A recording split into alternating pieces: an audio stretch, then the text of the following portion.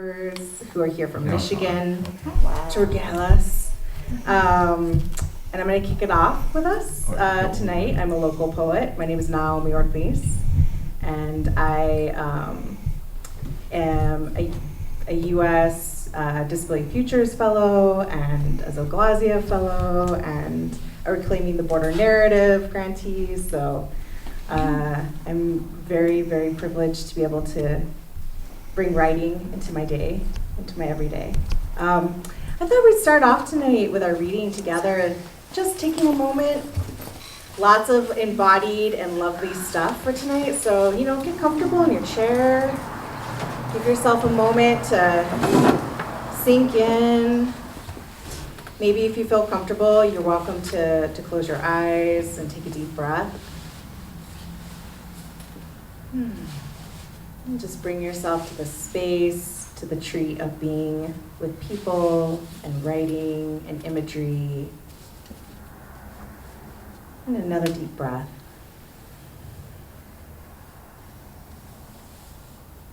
And if you haven't done so, I want you to look to your right or left if there's somebody new and say hello. Oh, hello. Hola. Nice to meet you.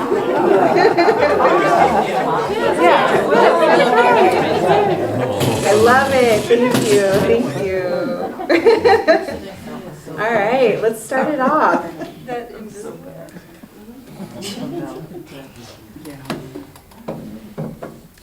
So one of my things that I love about this space is it's in the neighborhood that I live in. And I'm going to be reading tonight from Rituals for Climate Change, A Crip Struggle for Eco-Justice, which came out in August from Punctum Books. I do have a couple copies over there, so if you're interested, you can find me. And we're going to start tonight with a poem about the neighborhood, because this is the neighborhood that I live in, and this is where we are. Neighborhood Discoveries. A wash parts the left and right side of the street where people walk their dogs, and planted desert trees blessed by rainwater swell in girth and length. Here in the low end of the city, this wash runs often with sandy water past my neighbor's plywood door, sweeps into a yard coated with little pink rocks over sculpted terrain.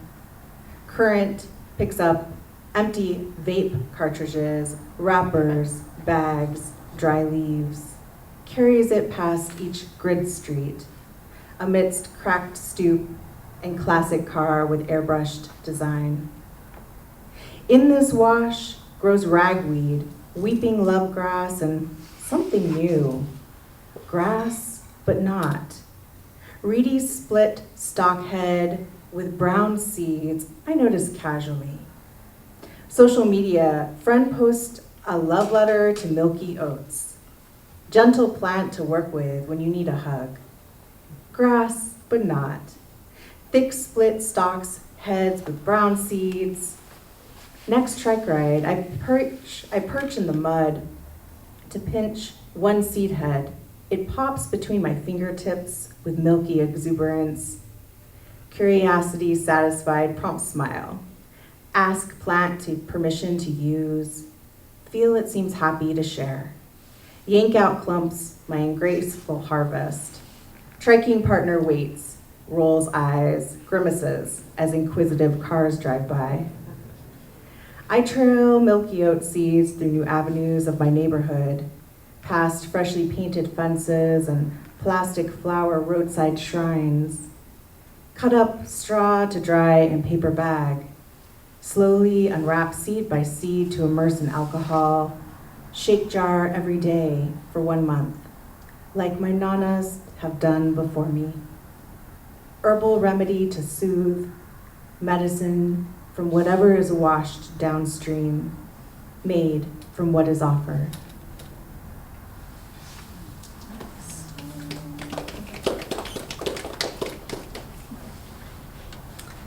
The hunt. In the desert, we peck for moisture everywhere. Labor to crack open mesquite's fibrous pod, before sticky seed turns to stone.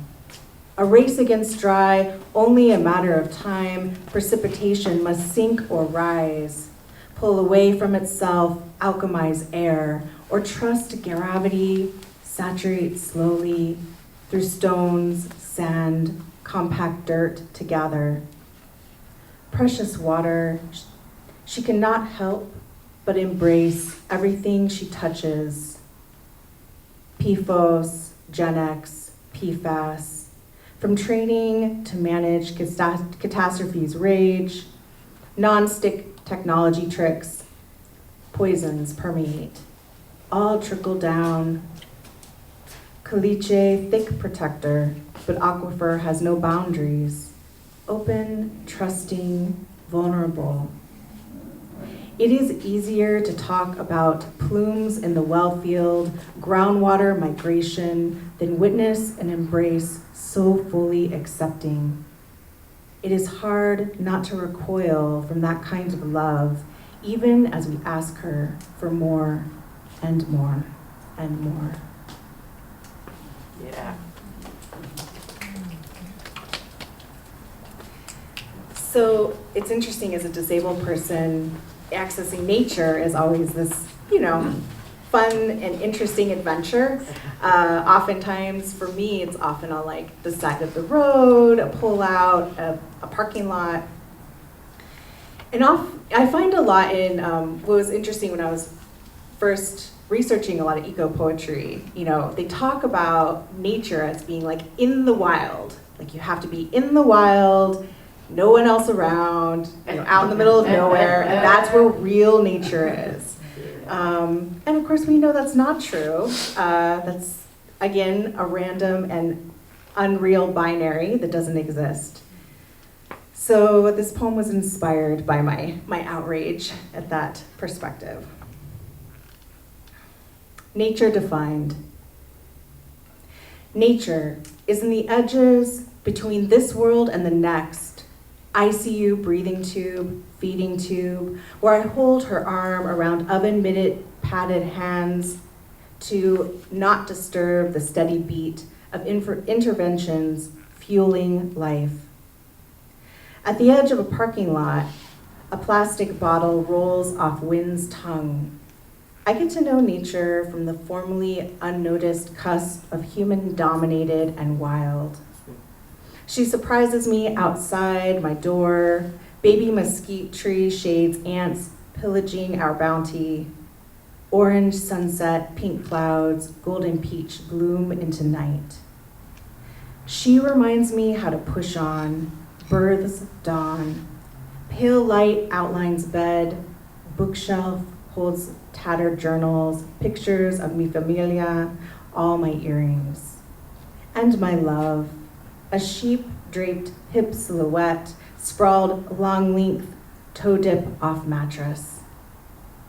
Nature waits with us, sits with us, at the old wooden table, drinking ginger beer and rum with lime, pricks my skin with splinters of laughter, venting the day to make space for tomorrow.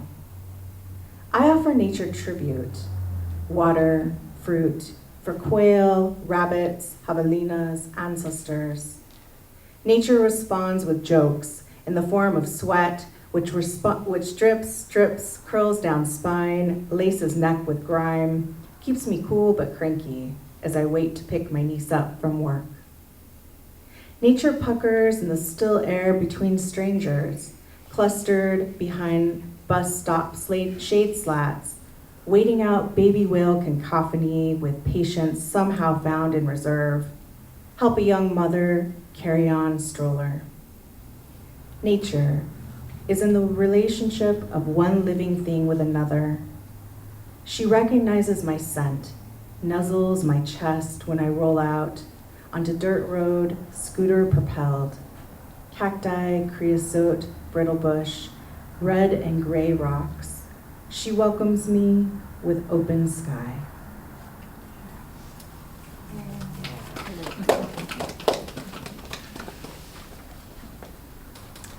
For my last piece tonight, I just wanted to read a short poem. It's the second part of a two-part poem. about the border wall. But this is the part 2. On this side of the line. In my family's borderlands, tears flood the crevices of canyons eroded by bulldozers and Border Patrol tires. An intergenerational devotion to duality is being torn away, replaced by a 30-foot metal monument to a false sense of security. Plants, animals, people, all try to survive without movement. Without movement, without movement, one can never belong here.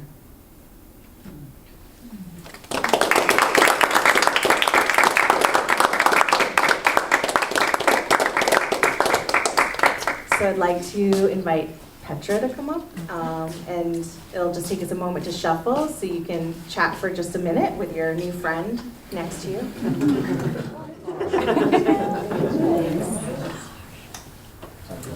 All right, everybody, do I need to just, if I touch it, is it gonna just go down? Probably. I'm just gonna move it a little bit closer. I think so. Yeah. Petra, are you okay with being clipped for a couple more times? Totally. You go. Excellent. Of course I do. I am ready. I'm ready. All right, so thank you so much for having us. Thank you for hosting us. Thank you for having us here. Thank you for friendship. Thank you for comradeship. And so much of what I am reading and I'm writing and thinking about is just echoes so much of what you're writing about, right? There's so much resonance, which is so rare. I mean, whenever do I get to read to somebody who talks about nature on the edge of the car park, or, this notion of being on the sidewalk and exploring a plant, right? It's so rare, it's beautiful. And yet there's such a difference between us as well, because as we talked about today, as we're walking together in the parks, we come from Michigan. I'm German. I'm German. Not from Michigan. I am really German. And I come from a really watery place. So I come from this flat countryside. It's lots and lots of water, and dikes, and lots of rain and fog. And now I live in a place which is also surrounded by waters, tended by water. The Huron River runs right through the place where we are. Nishnabewin, the language of the Ojibwa, has a lot of words that speak about gerunds, flowing and being in. So it's such a different landscape from the one that you just showed us today and that I know from your poetry. So it's very exciting to read something that for many of you will be a really alien landscape, very different landscape. So I already mentioned the Huron River. Lake Michigan is part of the landscape that comes up actually in both of our writings. So it's interesting to be these people from different lands that speak together about being immersed in environment and being sensitive to influence, and our disabilities.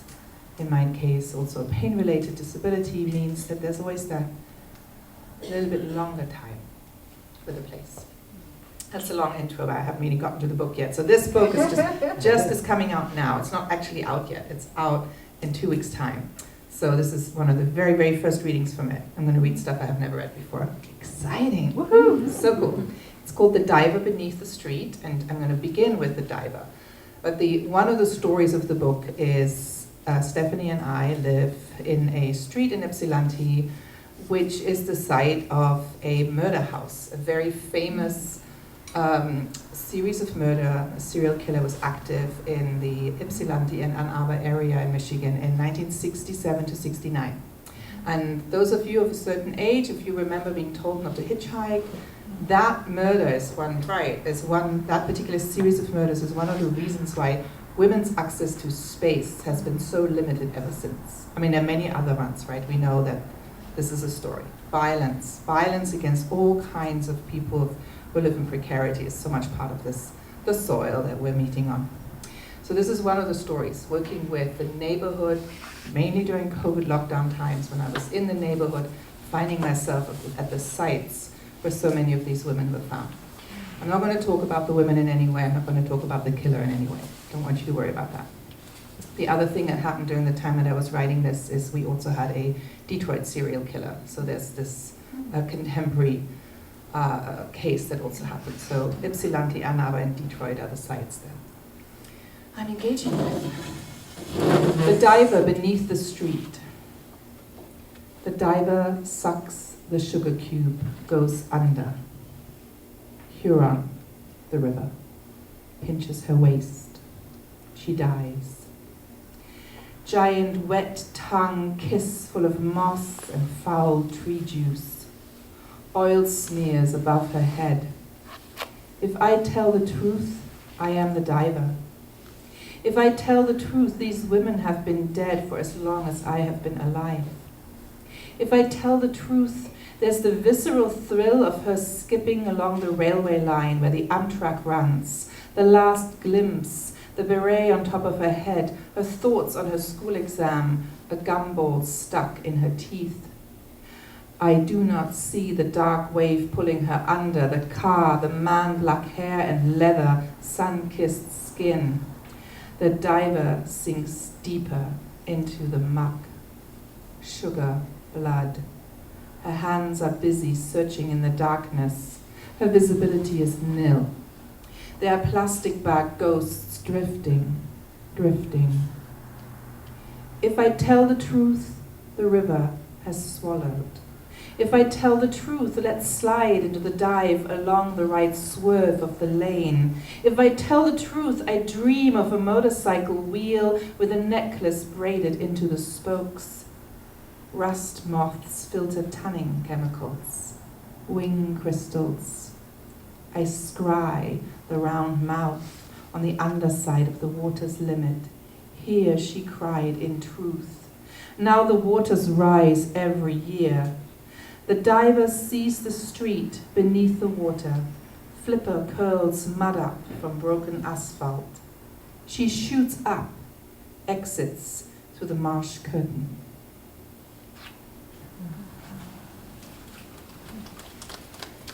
Dancing princesses. An unknown number of princesses vanish at night. They go down a trapdoor in their bedrooms, sisters all. The hole in the ground leads to a winding path.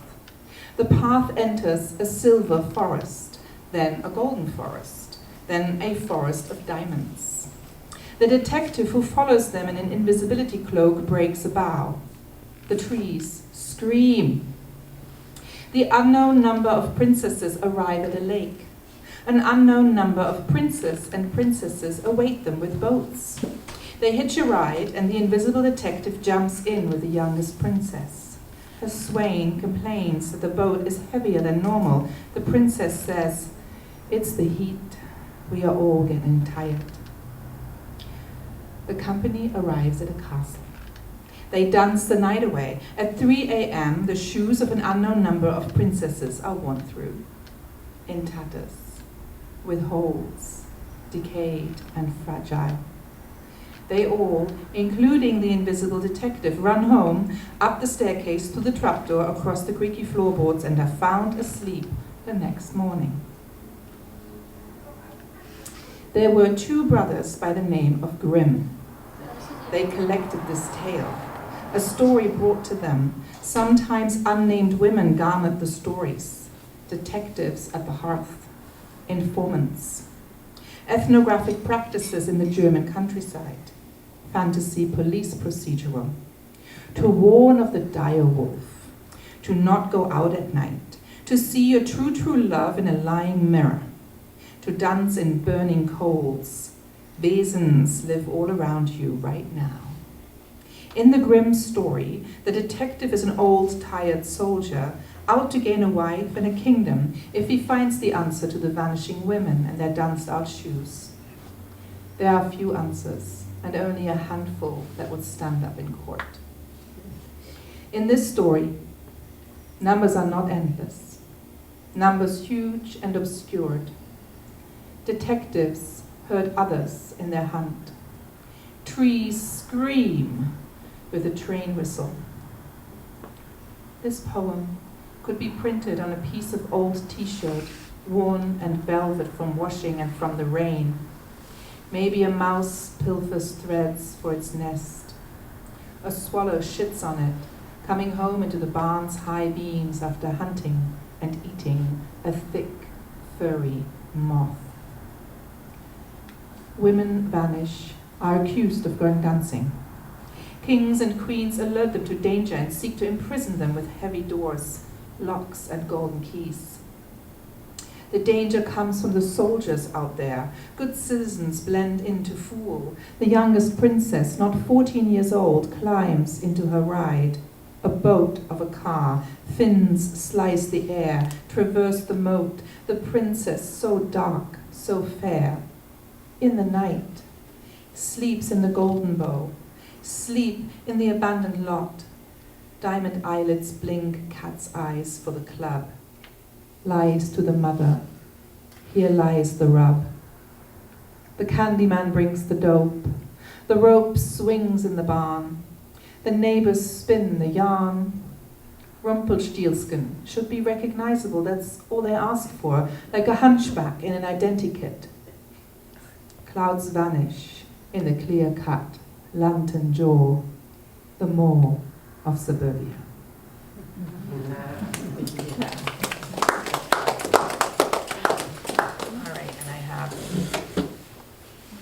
Two more, I think, I'm going to read.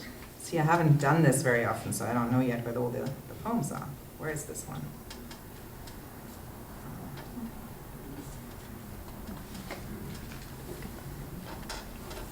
Nope. I really don't know where the poems are. Okay, just a minute. You've only been staring at it. Yeah. There are drinks and food, which I forgot to announce, provided by Sonorous Anchorite, and then also the donation jars up front too for hosting the space. It was a $5 suggested donation. Lovely. Oh yeah, I found my poem. Intermission. Okay. I found the poem. Yeah, I'm doing well here. All right, so this poem, so precarity. I've already told you, and I think you already heard that. It's very much at the heart of this. I went through COVID myself before COVID was something that was diagnosed, before we knew what it was. And so I was having a very hard time. And I also write in this from a place where I had a car accident and I lost part of my memory for quite a while, like nearly a year. I lost a place where I lived. I never found it again. I didn't know I lost it. It was weird. So everything that was in that apartment is gone, actually. Never came back. And it's only a few years ago that a friend told me about that I used to live in that street in Cologne. Yeah, so that's another part of the whole story of this. This is a collection at the edge of life and death and the vitality of the world. Split screen. July energies in the air float like an oily zeppelin, around and around, around with no friction but time. Hubcap swirls like a broken deer upside down on the street. Red and blue and white and night, and the wheel, pause, slides in the warmth. Drop down a weird January air passage opens between my ribs as I probe into. Car crash wheels hum above glass crystals, surround blood and glass light and blood light and glass and red blue light and sirens and hands and blood and a belt and a cut and hands and fall gently and cheek on glass that is not sharp but blood drop in my lashes, blink red and blue light, white moon snow, glass in the dark, in the red, in the blood, in the skin, in the scar. Summer wheels spin. Bang, howling lights outside, vibrate glass. Read the Detroit report in the cafe, a drop of absinthe swirls water veils. Beat, outside the rain. Coffee smells mingle with fried onions. Hip bones sink and anchor on wood. Light paints the window. My gullet is empty, endless, a void slick, with ground glass festers into pain, pulls me into time river, moonlight sucks down to snow. Thank you. The last one. We have time for one more. All right. This one's called Night Dive.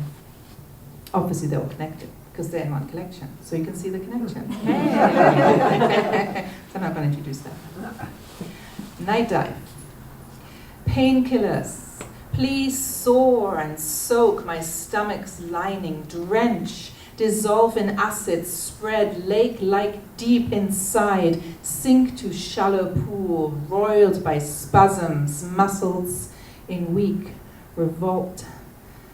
Then nerves lie fallow, capped, broken, small veins in my cheek, around my nose, sun-damaged childhood, coconut oil scent, and heat like a blanket fort, young birch tree caress in my soft hand, grass, beetle, crumbs of earth spill brown, last moisture hint lick sun, ancient stars heat death, rays funnel from afar to my brown eye, to this ache of finger rail stretch, stop to a pillbug who rolls in response, laughter, sing to blackbird, to raven, to eagle, to robin, red cheeks dimple under water, under tears, cat lick, dog pink tongue, clicks of paws on tiles.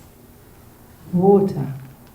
Spray this thin mud, wash away salt and sand and clay, lavage, thin acid, eat this pain, nudge, invite, call to, spider, fly, earthworm, caterpillar, to roar a hospital support of care.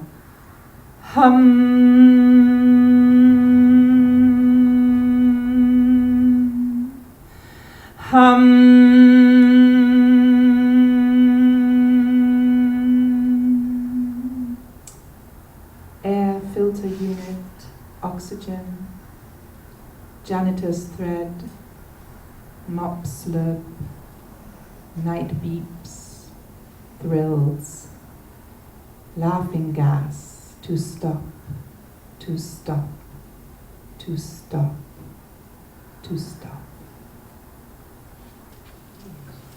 Thank you.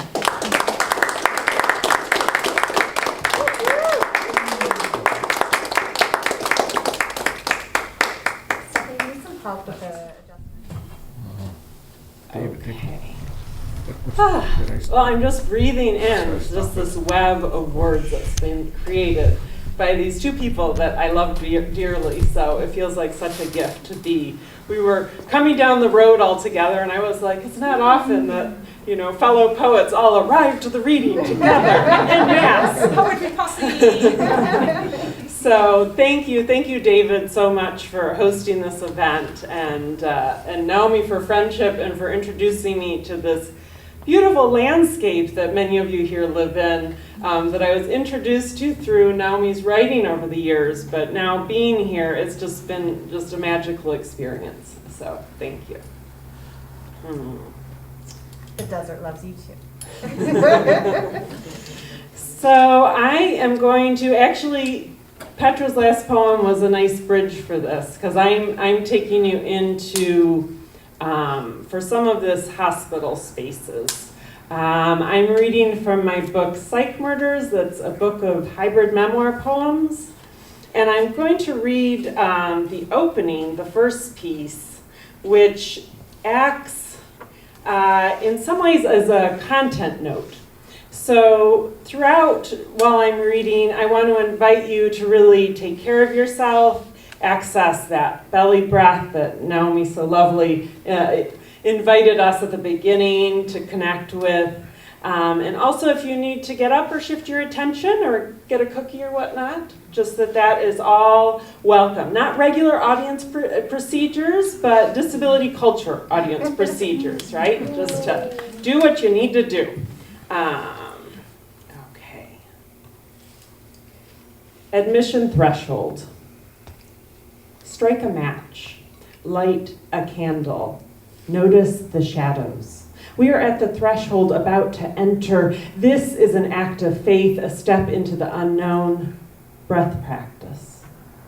Thank you for being in the doorway with me, the safest and strongest part of a structure. Know you can return here if you need to. I'm inviting you into spaces that usually need special keys and diagnosis codes to access. Psychiatric locked inpatient units, ECT, electroconvulsive therapy or shock treatments, bipolar extreme mind states. You will meet my friend and nemesis, murder, the gutsy antics of suicidal ideation. I want you to be safe and cared for in this text that has sharp parts and electricity and murderers. There are places I made on the page for you to rest, to enter and exit at will, not a given in these spaces. Please take whatever time you need to be with these words. This book is not a 72-hour hold, the general time frame of an involuntary psych inpatient admission. This is a shadow text. Let it sing in grunts and incomplete hymns, something scalded, something lit up and changeable. Matchbook at ready.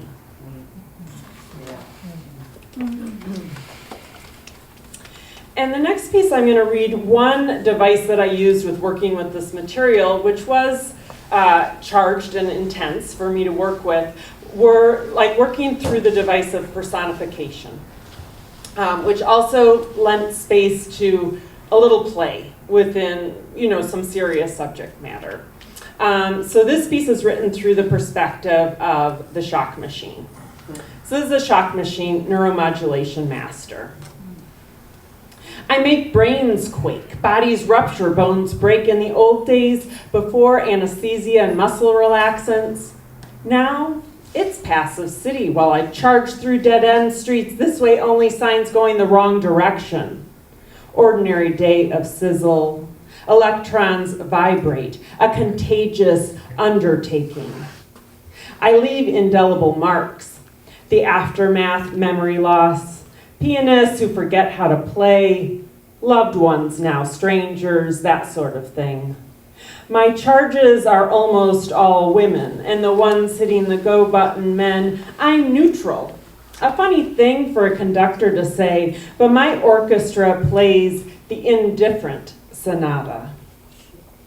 Don't kill the messenger is my motto. I go where directed. I'm held in the shaky hands of shock virgin residents. My main contact is with the temple and top of head of my charges. I don't get attached, even though some of them return 3 times a week. My job is to induce the juice, not to track my electrical impact. I leave that to white coats. There is a movement to ban me, afraid of my power, no doubt, or the fact I'm not FDA approved. I buzz my electroconvulsive melody, staccato and consistent at 70 to 150 volts for 0.1 to 0.5 seconds. I turn that excitable brain tissue on. Light bulbs a flicker in so much dark.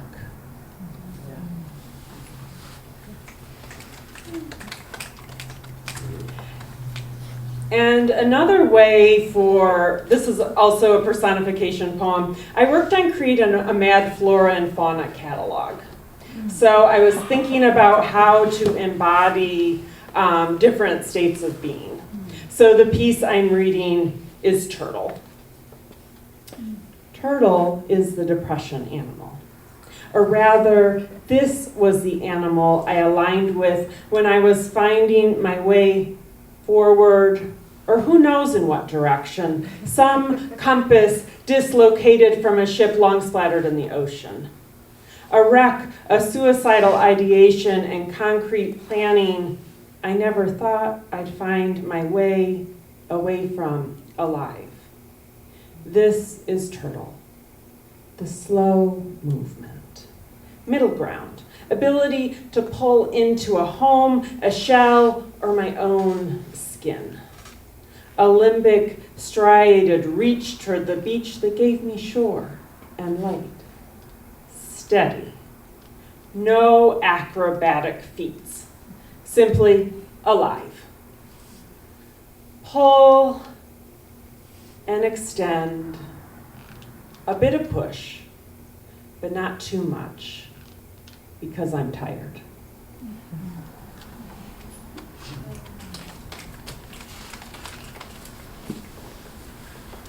And this next piece is called ECT, auto-corrected to etc., ETC.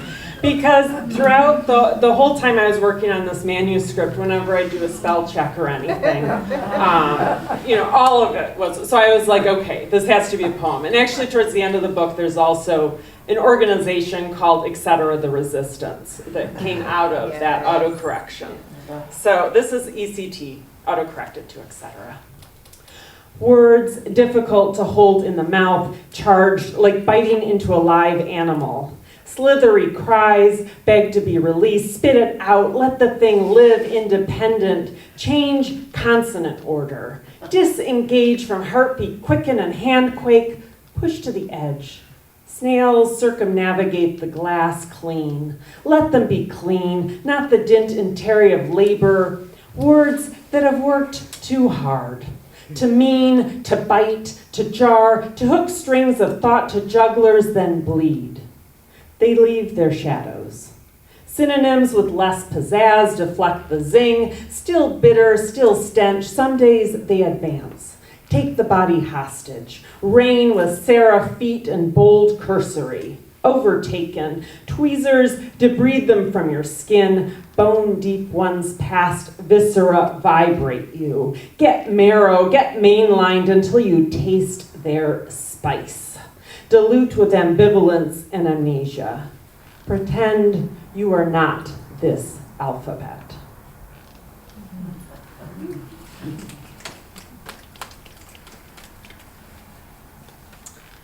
And the last piece I'm going to read, as far as this pretend you are not this alphabet, is actually thinking about all the language. I had the notes from the hospital, like doctor's notes and whatnot, that were all about me. And I was trying to figure out a way to repossess that language, to take back my narrative. And so this piece evolved from that desire. And this will be my last piece. All right, I got to take a deep breath because this one demands that of me.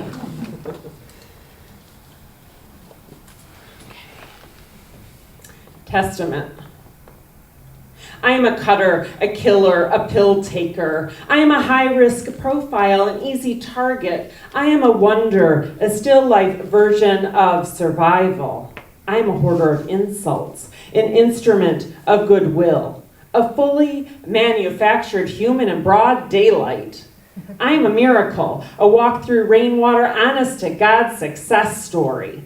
I'm a lockup, a throw away the keys, 72-hour hold castaway. I'm a dry erase board name, a walk-in ER case, a DSM-5 masterpiece. I'm an invisibility act complete with instructions, a nightmare cast of characters, a complex mess of neurotransmitters, a backfired experiment. I am a swollen-eyed cry me, a cure seeker. I am a pusher, a taker, a shut up and listen session participator. I am a wreck of scar, muscle, and infamy. I am impulse and action. I am hereditary predisposition and guilt. I am a scale of 1 to 10. I am diagnostic code 296.6, a list of side effects and contraindications. I'm an IV, a pumped stomach, a hand overflowing. I am stitch marks on inner right wrist. I am a 911 call, a pager number, an unwritten note. I am a neat appearance, a perfect hello, a well-cut profile. I am a shrink's hour, a doctor's side note, a wait and see game. I'm a wristband, a siren, a binder of paperwork. I am an elegant signature, a compliance to avoid sharp objects, a real hard study. I am a consent for treatment, a repeat appearance, a preventative measure. I am a performer, a crowd pleaser, a light in the aftermath. I am an attempt, a statistic, a permanent record of failure. I am transcranial magnetic stimulation. I am electroconvulsive therapy. I am ketamine infusions. I am a second chance, a third, a fourth, a downward spiral, an ultra-radiant cycler. I am hypomania in action. I am Zoloft, Prozac, Wellbutrin, Effexor, Risperdal, Parnate, Nortriptyline, Mirtazapine, Vibrid, Lexapro, Prestige. I am Tegretol, Verapamil, Lithium, Neurontin, Depakote, Lamictal, Nimodipine, Trileptal. I am Zyprexa, Klonopin, Trilopon, Dexedrine, Seroquel, Geodon, Saffris, Abilify,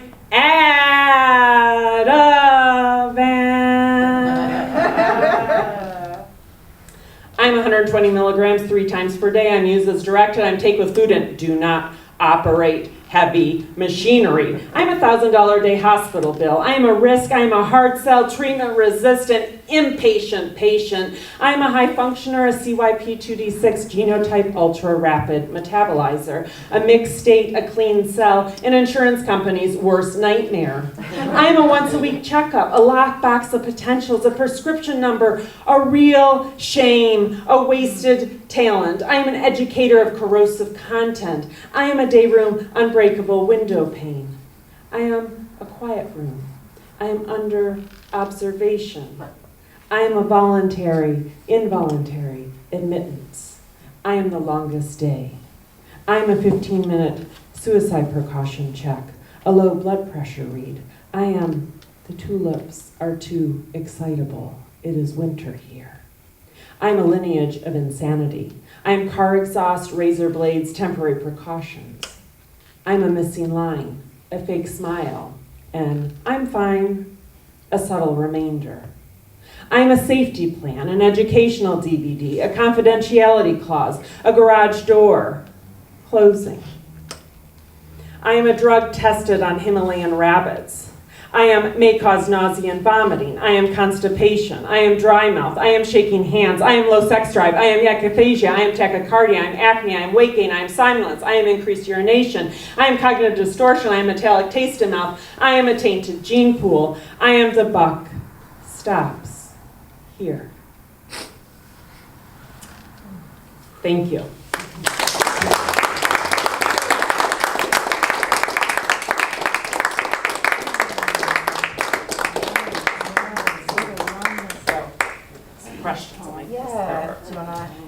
Yeah, so thank you so much all for listening, and we're going to just take a moment for if people have any questions before we close. I'm just going to adjust this here. See how this goes. Pushing in here. Yes, and we. Are you okay holding if I take Posse this thing off? again. Is that okay? So we can do. Actually, Yes. Actually, can we Posse pictures. all take a moment to Yeah, Western posse picture. To I feel I'm in a pause. Western. Oh, sorry. the narration and just shake out. Just take a deep breath. Yeah, some beautiful pieces. Yeah, so we just thought we'd open it up in case there was any questions or thoughts or and it's okay if there's not. It's good to take a breath. I was reading that piece. I'm like, ooh, I'm in cardio mode take a right breath. now. Yeah, take a breath. Shake it out. Shake it. How did you guys meet? Or how did you all meet? So Stephanie and I actually met in 2019 through the Zoglasia Fellowship, which is a fellowship for disabled poets, which now Petra you were year 2022? No, this 2023. 2023. I'm the Okay. latest bunches. Yes, So the latest, yes. And Stephanie and Petra come in a prepackaged beautiful pair. I can say it's amazing. We met, Petra and I were spouses, and I met Petra actually we didn't know each other, and she needed a ride to a performance space that was opening in Detroit of mutual friends. And so, yeah, I said, yes, I have room for someone. I can give someone a ride. So, you just don't know when you do that what's going to happen. So The love of your life. that's right. Yeah. That's like a cute meet right there. No, I'm not going to add that It's this like time. shotgun. You're not going to do it. It's what? Shotgun. That's right. Yeah. So thanks for the question.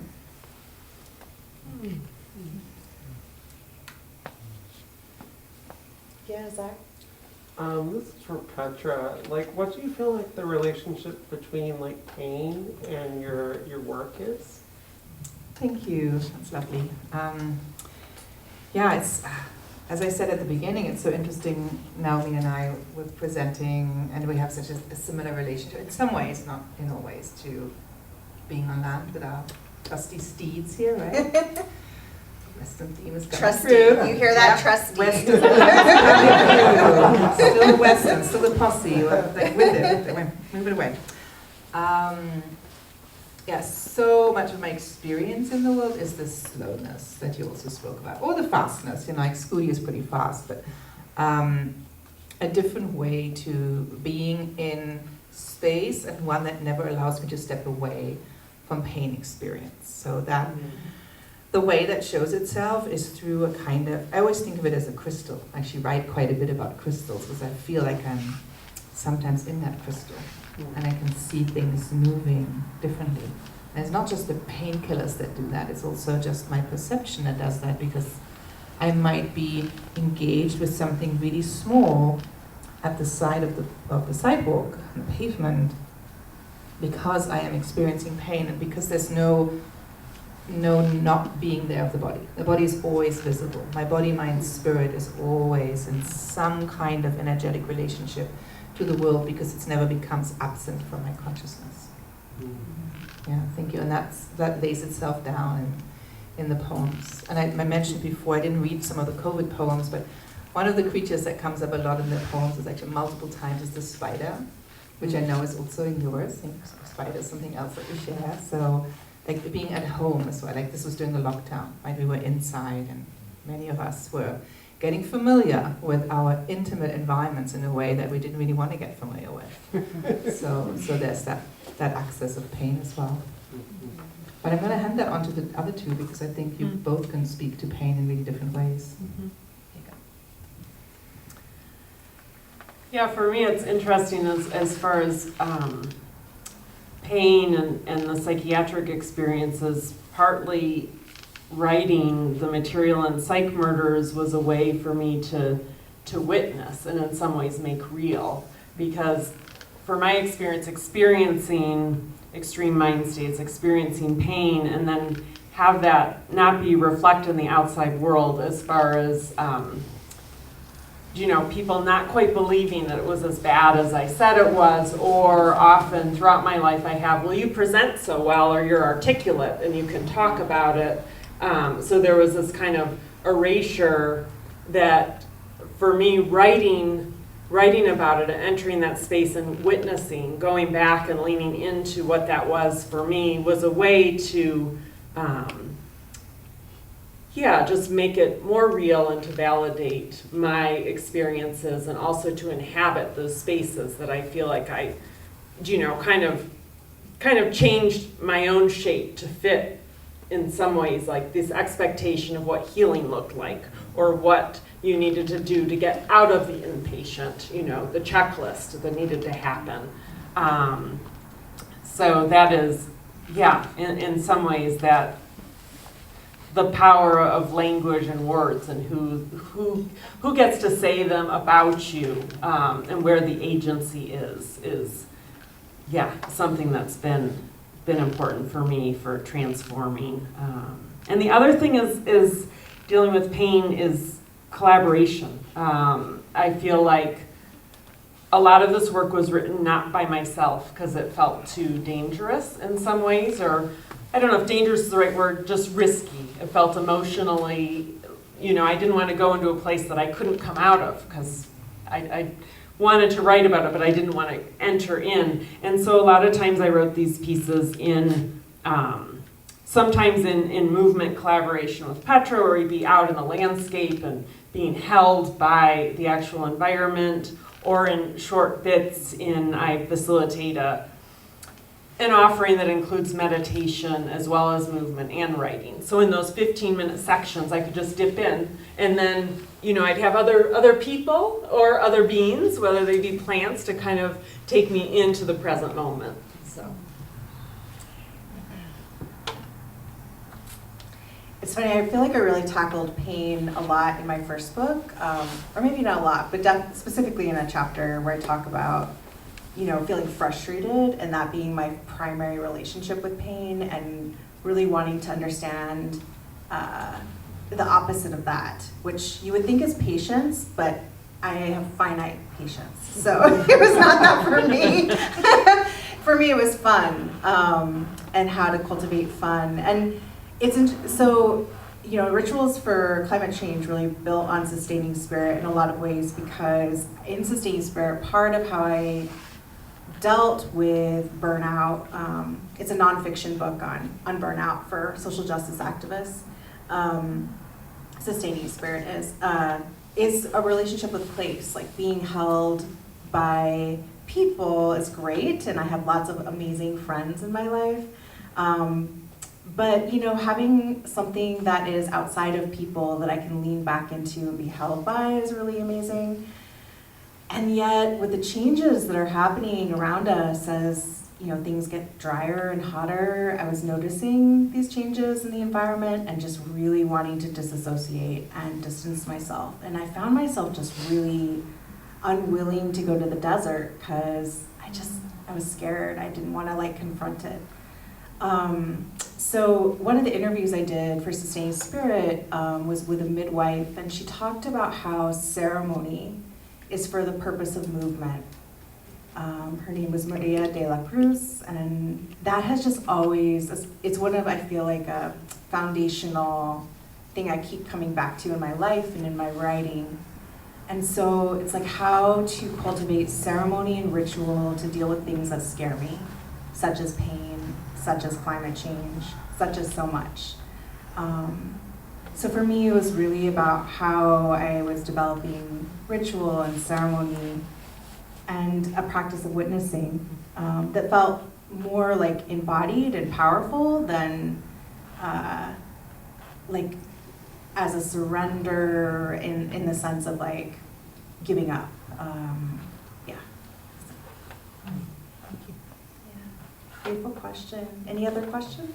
I have a question for Petra. Is the grim part of the poem you're reading about the princesses, you're saying it was Grimm's and princesses and stuff? Is that based on truth of our folklore? Was it lore, or was it there was some truth to it? Thank you. Yeah. Yes. That is exactly how the Brothers Grimm went about collecting their stories. So many of the stories that we know through that lineage, if that happens what one knows, is often through sometimes known, sometimes unknown informants, many of whom were women, and who were going through the countryside, the German and French countryside, and speaking to people and getting the stories of the land.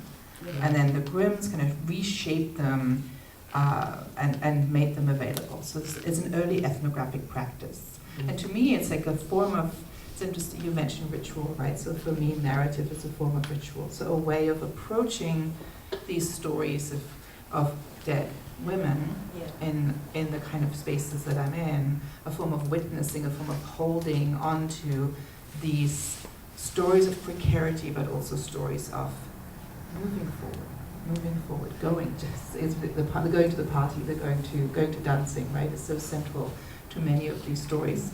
In the Grimm stories, women get usually punished for doing so. And yet we need to just articulate again and again that it's okay for us to go out as women, men, and non-binary others, to just go out and have fun, right? That this is such an important part, that we are asserting our relationship to the land that we're in. We cannot be divided from that land by these rules.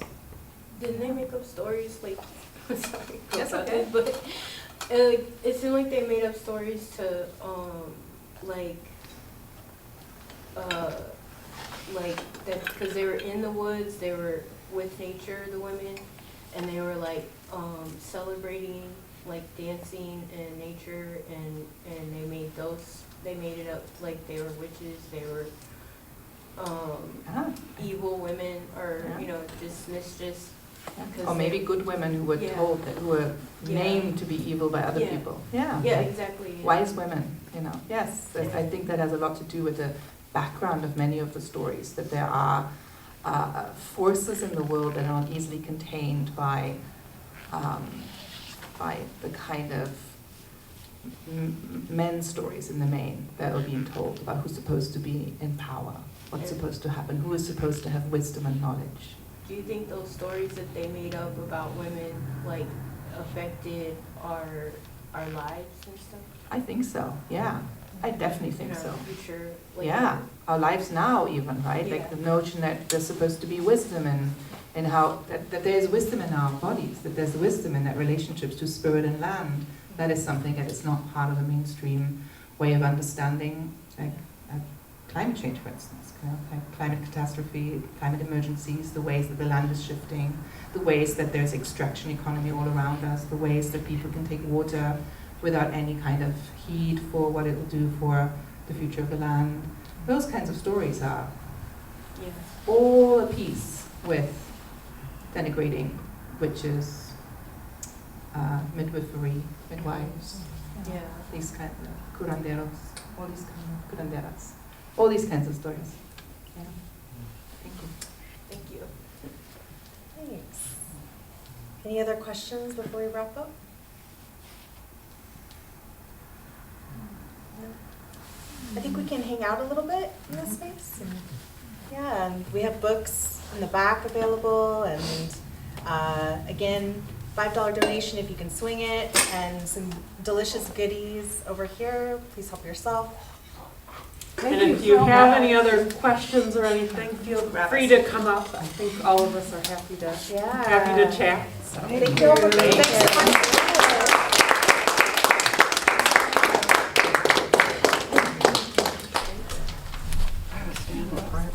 much.